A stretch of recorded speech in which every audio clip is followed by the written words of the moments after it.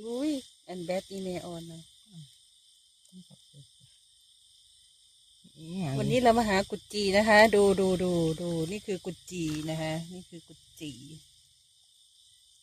เราต้องลุยขี้นะคะเราถึงจะได้กุดจีอยู่ในขี้ควายว้า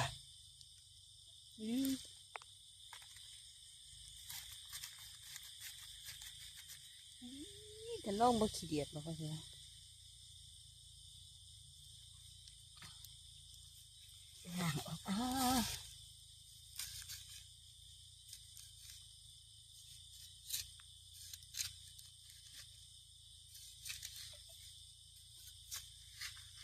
ยิงแกงมันเหมือนไร